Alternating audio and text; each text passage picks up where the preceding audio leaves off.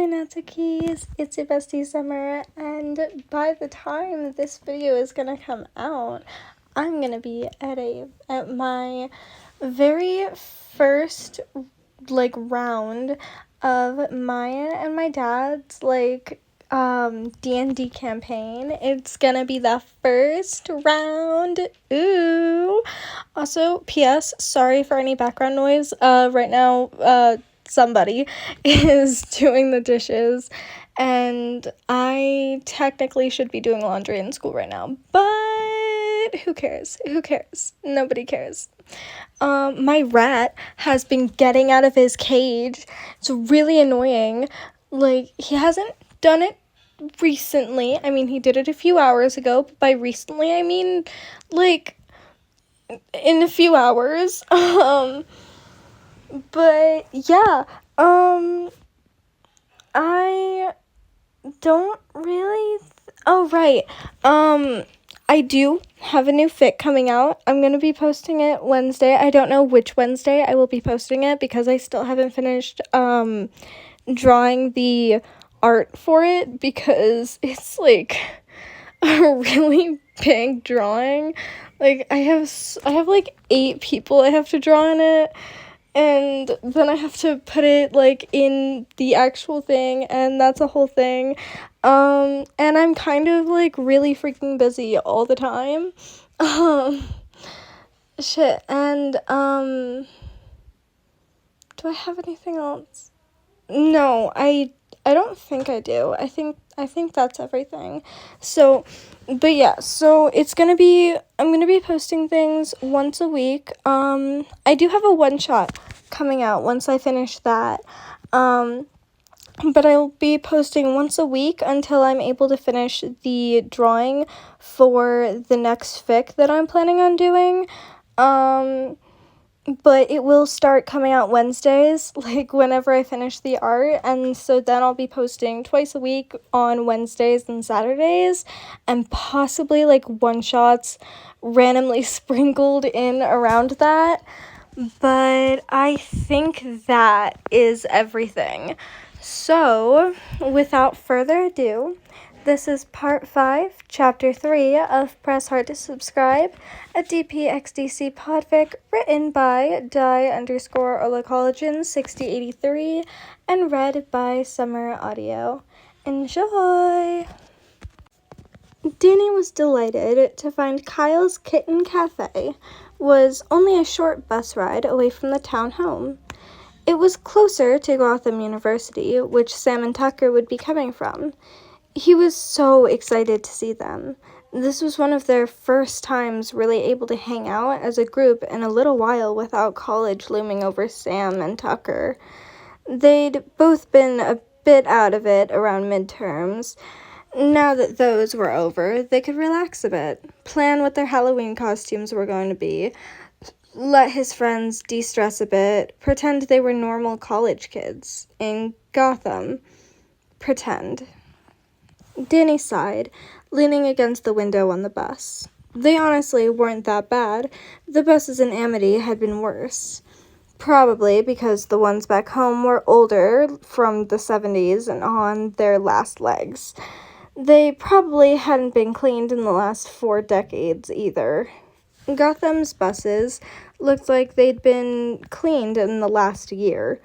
Probably due to either being covered in gas, pollen, having broken all of their windows, or whatever else the rogues of the week put the city through. Arriving at his stop, he stood up and made his way to the doors. Stepping out, he pulled his hood on a bit tighter as the misty rain fell around him. A little colder, and the rain would be snow. Danny's breath swirled around him, looking like he was breathing out smoke. On short walks like this, from the bus stop to his store, he didn't bother bringing an umbrella. It was too much of a hassle. That being said, he did always keep some miniature respirators on him. His parents, Jack and Maddie, had sent a bunch to Jazz after she told them about the incident. They'd sent a bunch of them. Apparently they'd asked about him. About Danny. Their wayward son. He wasn't sure he'd believed that. There'd been no messages from them. He hurried up, spotting Tucker in the window of the cafe. He was wearing dark blue jeans with a bright red sweater. It looked great with the gold beads and jewelry in his dreadlocks. There was already a kitten climbing up his friend's jean, and based on Tucker's face, he had no idea what to do about it. Chuckling to himself, Danny made his way inside and approached his friends. "Need some help?" Danny teased, hands on his hips. "Yes, please. I don't want him or her to fall and hurt themselves," Tucker pleaded. Danny knelt, helping remove the sharp little claws from Tucker's pant leg. "There you go, buddy. Off you go," he said, placing the orange and white kitten on the floor, watching it scamper off. "Thanks, man." "Really, Tucker, you've been around Orion. You know how to deal with cats." "Orion is chill. He's not trying to scale Mount Tucker." "Who's trying to scale Mount Tucker?" came a voice behind them. "Sam! Hey, Sam!" "Boys," she said, greeting them. She looked gothic and fabulous, as always, with her purple knee-length dress with little bats all over it. It matched her bat pendant necklace and the hanging bat earrings. She had black stockings on and was wearing her signature heavy black platform boots. Her jacket, if it could be even called that, was made of black lace and was entirely see-through. Danny had no idea how that kept her warm. It probably didn't. Sam didn't mind suffering a bit to look peak goth. "What do you want? Coffee with sugar and cream for Tuck, sugar and no coffee monstrosity for Danny?" She headed off to the counter once they'd nodded in affirmation. Danny sat down across from Tucker, letting his eyes roam around the place. There were scratching posts and beds everywhere. There was also a proverbial obstacle course for the cats over their head. Shelves and bridges had been built to give the cats a highway safe above the human visitors' heads. Toys were regulated to a small fence area, but the menu indicated that they would be given some wand toys with a food or drink purchase. The toys would have to be returned after the visit, and could buy treats for their feline friends. Sam came back with their drinks. She also had some wands in her hand. One had a long, multicolored string attached. Another just had a tuft of feathers at the end. The third had a long black string at the end, which led to some bright red feathers. They were perfect for playing with cats. Seeing the toys, a variety of kitties were making their way over, excited for a chance to play. Orange cats, tabby cats, black cats, tortoiseshell cats, and more were approaching their table. Danny grabbed the wand with a thick, multicolored string and began to twitch it, catching the eye of a chunky orange cat and a tiny black and white kitten. The orange cat appeared disinterested, but Danny could see its eyes tracking the string and the way the cat's body shifted. "Thanks, Sam. How much do I owe you?" "Don't worry about it, ghost boy. You either, Tuck. My treat. Although," she said, a smirk spreading across her face, "maybe next time your sugar daddy can pay for it. He'd give you some money to have fun and spend on, you know." Tucker cackled at Sam's words, enjoying Danny's embarrassment. The sugar baby, very embarrassed, had a blush on his face and was trying to hide it in the table and his crossed arms. "Sam, why would you say that? Danny struggled to say, his face beet red. His two traitorous friends snickered and laughed at his predicament. They happily sipped at their drinks and began attempting to play with the cats. Well, Sam was succeeding, expertly twirling the feathers on a string toy, causing the kittens to jump and leap in attempts to catch it. One would, and she'd let them enjoy catching their prey for a few moments before having the feathers skitter away once their grip was loosened, starting the cycle all over again. Tucker was struggling. The cats were not as interested in how he was flopping around his own wand of feathers. He got a couple of glances, but there wasn't much interest. That's actually something I wanted to chat about. Danny's face burned, and he whispered the last bit. My sugar daddy. Their heads turned to look at him. Is it about the fact that you're falling for him? Sam asked. Or that you want to hang out with him more? Tucker added. And that you talk about him all the time? Sam continued. He also definitely wants to meet his sugar daddy. True, Sam agreed. Ancients, I get it, guys. I'm falling for him. It's kind of obvious. That's part of what I wanted to talk about. I wanted to know more about him, and I wanted to get him to stop paying for things, because I don't want it to be a sugaring relationship. I want a regular one. I also have no idea if he even likes me. He could totally just be lonely. His friends glanced at each other. Danny, I'm pretty sure the dude wouldn't be dropping fat stacks if he didn't like you. He also watches, like, every stream. He's got to be at least a partial simp for you. I really hate the term simp, Sam muttered. I agree with Tucker, though. Red Ghoul is definitely interested in you. You seem to like him and enjoy talking to him. Good luck, though. If he's anything like me, since you know he's wealthy, he's not going to believe that you like him for him. You got an uphill battle ahead of you. Wait, but Sam, you know that we like you for you. It wasn't that hard for us to become friends with you. Danny objected. She raised an eyebrow. Yeah? And how long did you know me before I told you my family was rich? She's got a point. I want to know more about him. To get closer to him, quickly. I want to meet him. Patience, young Padawan. You have time. Besides, he's going to start to distrust you if you move too fast. Learn his name first. Play some games together with him. Outside of stream. Sam advised, drinking more of her latte. I have. His name's Damian. Dude, so he's probably Damian Wayne. Shh, keep it down. You don't just drop the Waynes like that in Gotham. Danny hissed, looking around. Thankfully, it was busy enough, despite the fact that it was a Tuesday. No one seemed to have heard them. Why can't we say their names? Because trouble usually follows. According to the internet, it's like saying Macbeth in a theater, or saying it's quiet in a hospital.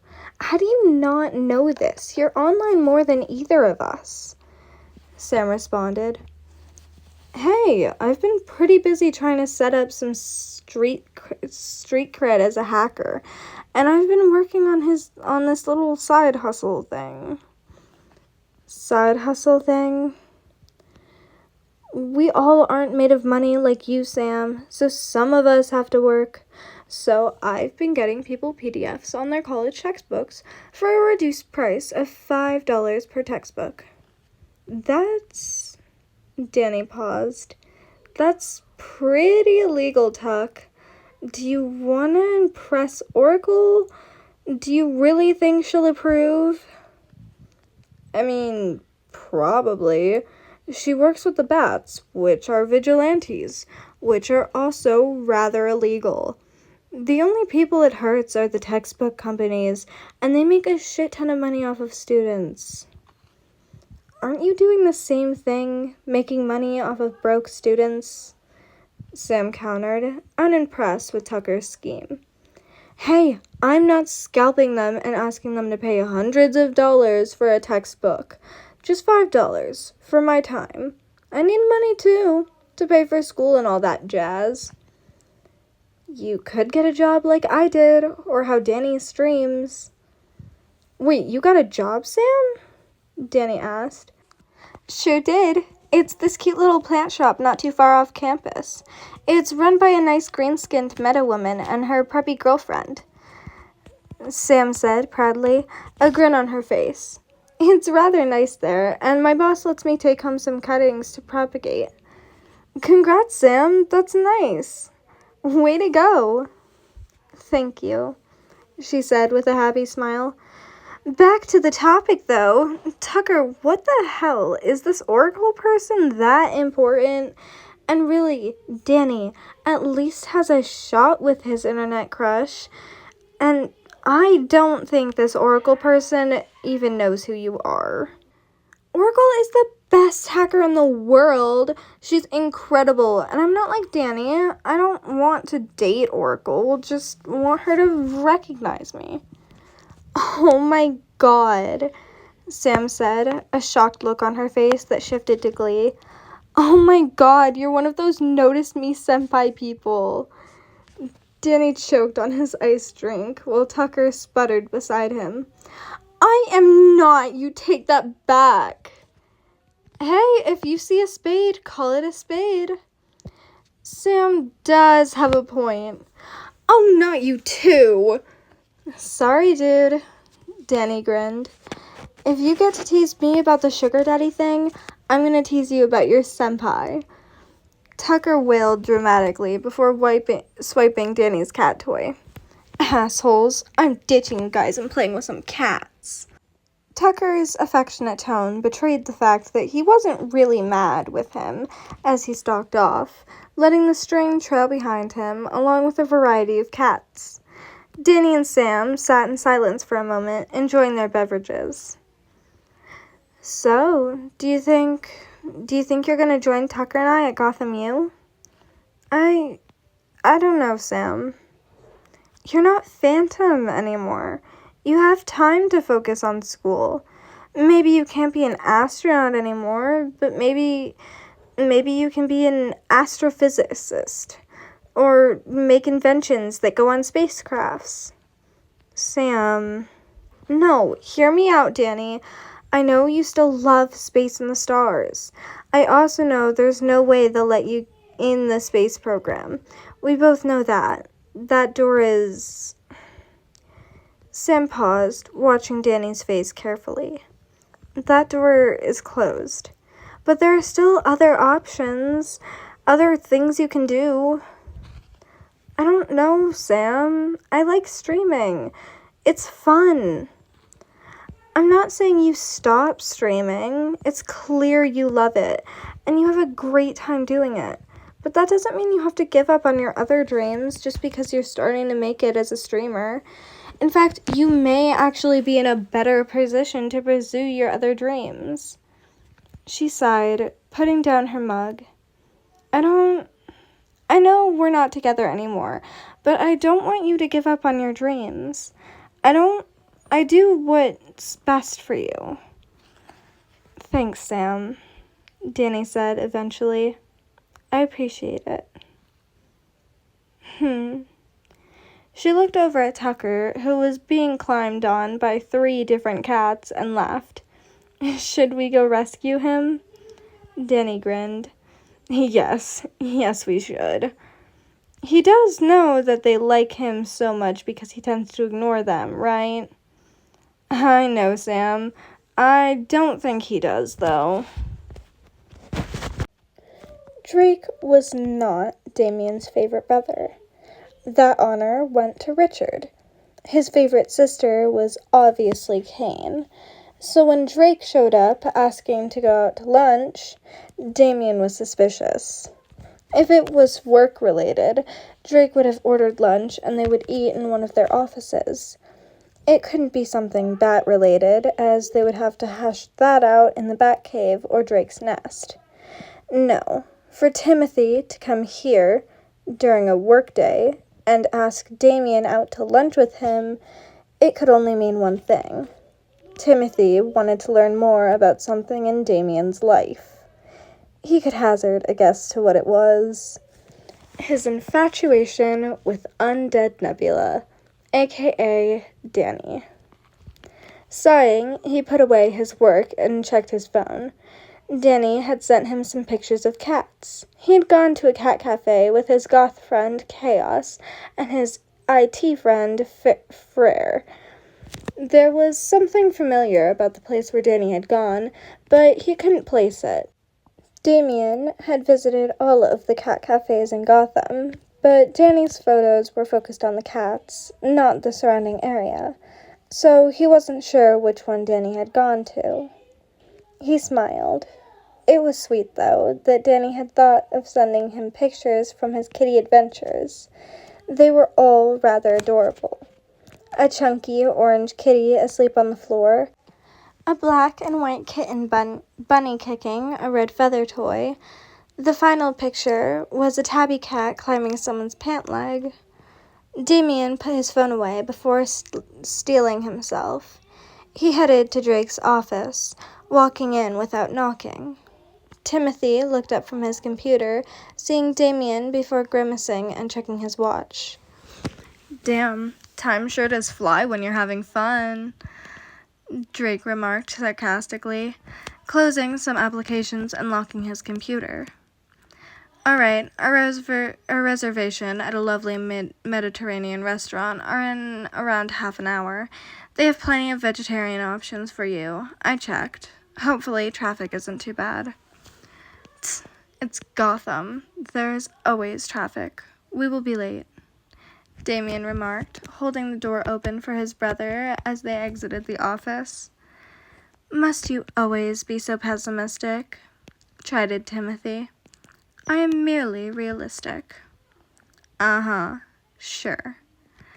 Timothy's tone was dripping in sarcasm. Damian clenched his fists. Drake had an incredible talent for annoying him. Do you want me to come or not? You are the one who is inconveniencing me. Timothy sighed, stepping into the elevator. Sorry. I've been awake for too long, and I hate dealing with all these assholes who like to have dick measuring contests. You are referring to Hobbs and Dinkle? Yes, they are trying to oust each other, and it's just a massive headache. You could just fire them both and be done with it. Timothy gave a short, harsh laugh. I've been really trying not to do that, but they're not listening to reason and are at the point where they're starting to sabotage each other's departments. Fire them, Timothy. They are not worth the stress. Not only that, if they are sabotaging each other, then they are at the point they are hammering the company. Would you rather fire two, or have to potentially fire or lay off more due to their selfish decisions and competitiveness? Damian asked, stepping out of the elevator once they'd reached the ground floor. I hate that you're right. I just really want to find a better solution, Timothy grumbled. You have tried, and have exhausted yourself doing so. Some situations, there is nothing to be done but the easiest solution, even if that makes you look like a bad person. Timothy gave him a searching look as they entered his car.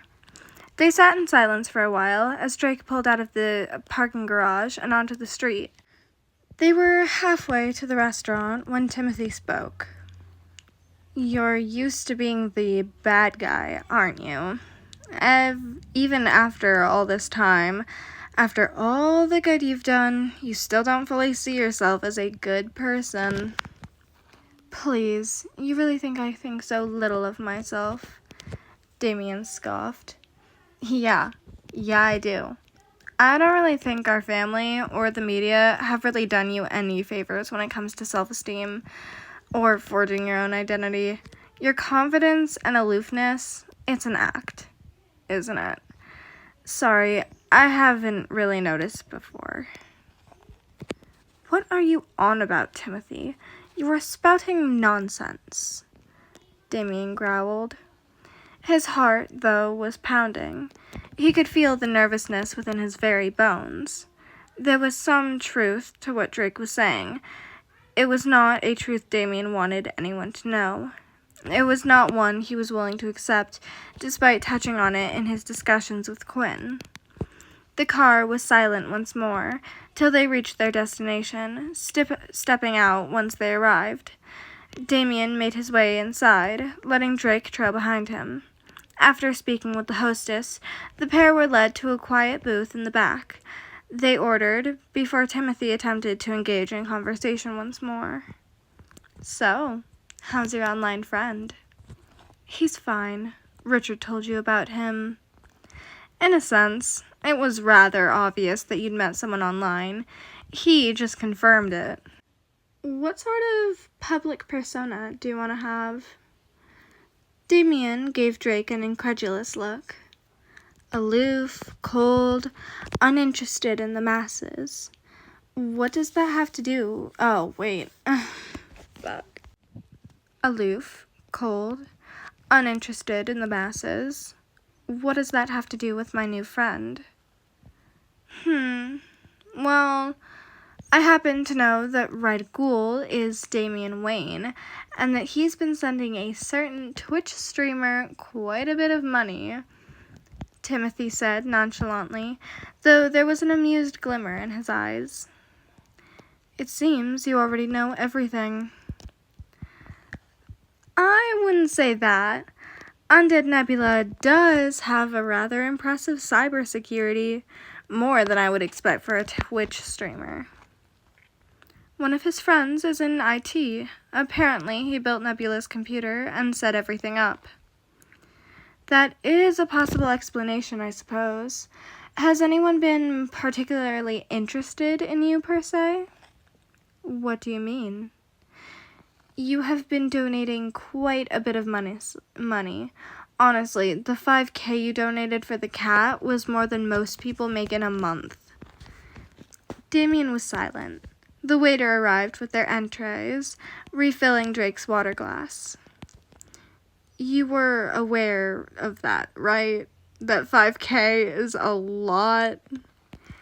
Damian busied himself with placing the napkin on his lap, ignoring Drake's question. He picked at his food with his fork. "Damian?" The younger man began to eat, unwilling to answer his eldest brother's question. "Oh my God, you didn't!"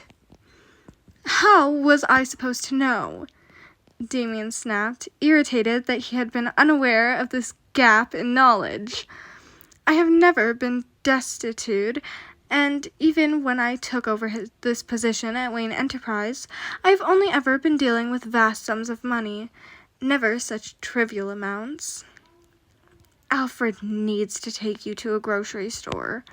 Honestly, this also explains so much in terms of people's salaries." "There is nothing wrong with paying employees living wages." "Agreed, but you've approved some pretty massive hikes, which isn't really a bad thing because it's been driving a lot of good employees our way, despite the fact that it's, well, Gotham. It's more the fact that your idea of a living wage is kind of skewed by how much wealth you've had growing up, so you think it's far higher than it actually is." Besides a few of the more ordinary board members, no one has complained about the fact that I have increased the salaries of workers in the company. Timothy gave him an amused grin. "That's because most of them are rather intimidated by you. You've got Bruce's height, and while you're not as broad as him, you're still a big man. Plus, while Bruce does the whole Brucey thing, you're out there openly glaring and scowling at people. Most of them don't have the guts to cross you." "Good. They should be intimidated by me." Drake raised an eyebrow, unimpressed. "Anyway, back on topic.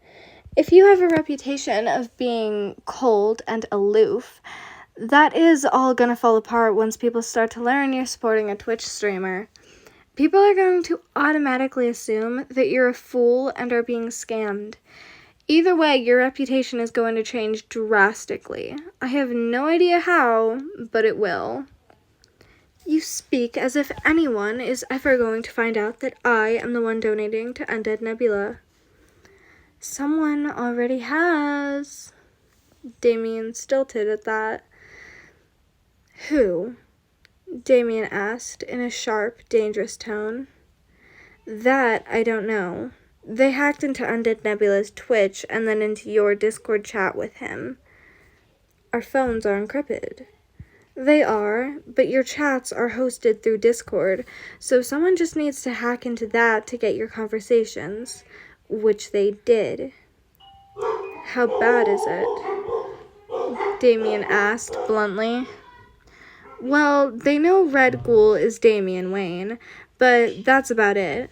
I didn't see any indications that they actually went through your chats with the streamer. They were only interested in learning who you were. I suspect an attempt to get money from you. So, back into my earlier question, has anyone shown any interest in you? Like, messaging you on Discord? Damian frowned. I have been receiving quite a few direct messages on Discord from accounts I am unfamiliar with, but I have assumed it was a spam issue. I have blocked all of them and reported their accounts. Timothy snorted. Okay, that's good at least. Should probably keep that up. Drake sighed. I don't think whoever this is will be quiet forever. They're probably gonna want to blackmail you into keeping quiet about your crush on Undead Nebula. So, think about it. It's gonna come out that you watch this streamer and donate quite a bit. We're going to need to figure out how to handle that, media-wise. And here, Timothy paused, keeping a close eye on Damian's face, more than likely trying to gauge his reaction. To Damian's surprise, his brother's tone shifted to a quieter, gentler. And you need to make a decision. Do you want to pursue Undead Nebula or not? Romantically, I mean. They ate quietly for a little while longer, Timothy watching him and Damian pondering his brother's words. Damian put his fork down. I wish to be romantically involved with Undead Nebula, with Danny. As much as I wish for it, that does not mean he will return my affections. I hope to be friends first. You're not trying to... Drake grimaced. Be by his side and hope that he'll eventually fall for you and get upset if Danny never returns your affections? Damian scowled. Of course not. My feelings are my own, and I will not burden him with them unless there is a possibility of them being reciprocated. Should he reject me, I will not retaliate in any way, and will remain his friend as long as he is comfortable with that. I am not the child you once knew, Drake. I have grown up, and I have repeatedly told you and the rest of the family. I know, but you're the baby of the family, Timothy said with a wry grin. His expression shifted again to a surprisingly proud look. We're all aware that you're not the same as the 10-year-old child that arrived in Gotham a decade ago. You've grown so much, Damie. My guess is that you have a few months at best before whoever this is will get tired of us attempting to stall them. I'm going to increase the security around your Discord chats with Danny and see if I can set up an alarm for the next time the hacker comes snooping. Thank you, Timothy. No problem. Timothy? Yeah? Do you have any advice on how to woo someone online? Richard was unhelpful. Oh boy. Well, you already have a sugaring relationship, right? I kinda gathered that much from the compilations on YouTube. Sugaring relationship? Timothy groaned. I have a PowerPoint ready for you to go over later tonight about the internet, both in regards to safety and lingo. Look it up now or learn about it then. I don't care. I kinda take back some of what I said. When it comes to the internet, you have barely grown at all. Jeez, Damie. Do you have any advice for me, Drake, or not? My only advice is to get to know each other more. Meet in person and work on changing your relationship from a sugaring one to an actual one. That is unhelpful. This entire conversation has been wild from start to finish, Damian. Give me a day or two to process all this, and I'll get back to you on that. The conversation lapsed once more. Drake, I want Danny to know who I am. I've not been very careful with my identity. I even used myself as an example of young executives. He was distrustful of the idea that I was so young and so wealthy. As he should be. I want him to know who I am. I want him to see what I look like, and to see what he looks like. I wish to meet him in person. I am unsure how to bring this to fruition. Well, you know his name. I was more concerned with who was looking into you, that I never really looked into him. I could do that if you want, help you orchestrate a meeting. Damian thought it over. He appreciated the offer, but it felt wrong to try and force a meeting. There was already things that he was hiding from Danny, mainly Robin, and him being a Wayne for now. He disliked the idea of lying and keeping things from Danny. He was aware that it was necessary in some areas, but he wanted to limit it as much as possible. As much as I want to know exactly who he is, he does not know who I am either. We have been getting to know each other on a rather even playing field, something I have not had the pleasure of having with other potential paramours. You also clearly like Danny much more than all the others you've gone out on dates with. Yes, Damian admitted. I have continued to be surprised by the extent of my desires for him. I originally assumed it was merely a physical attraction, and it would fade once he opened his mouth. I was quickly proven wrong. Talking with him one-on-one on Discord has caused me to care for him. I have to admit, this is really weird. What is? Seeing you crushing really hard on someone. It was going to happen eventually. The rest of the lunch went rather smoothly, discussing other topics, although Damian made note to look up what a sugaring relationship was, and to expect a PowerPoint from Timothy. He doubted it would teach him much. He was wrong. Oh, how wrong he was. Damian had unfortunately learned what a sugaring relationship was. He hated to admit that it made sense to describe his relationship with Danny this way. That being said, from what he learned from the PowerPoint and further research, there tended to be a negative connotation to such a relationship, and there often was no love between the partners, only a physical relationship. That was not what he wanted. He wanted a romantic relationship, one with emotions and care for each other. Physical relations were unnecessary. It would be nice, but considering what he'd learned about Danny, he was aware there was a good chance it was off the table. He was getting far too ahead of himself. They were merely friends at the moment, with this added sugaring aspect. Did that imply there was potential for romance in the relationship? Did he have a chance? He was potentially on a timetable now. He might as well test the waters. And that was part 5, chapter 3 of Press Heart to Subscribe, a DPXDC podfic written by die_orlacollagen6083 and read by Summer Audio.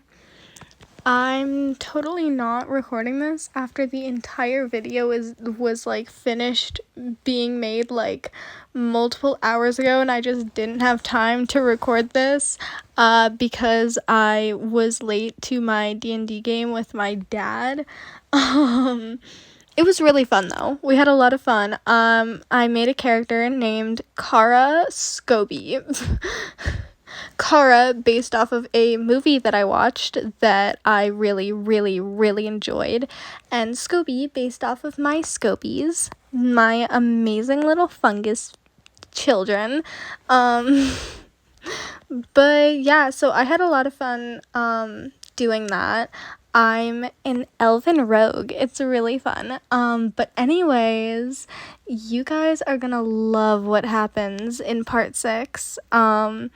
Because it's literally just amazing. You're gonna love it. It's great. It's great. It's so great.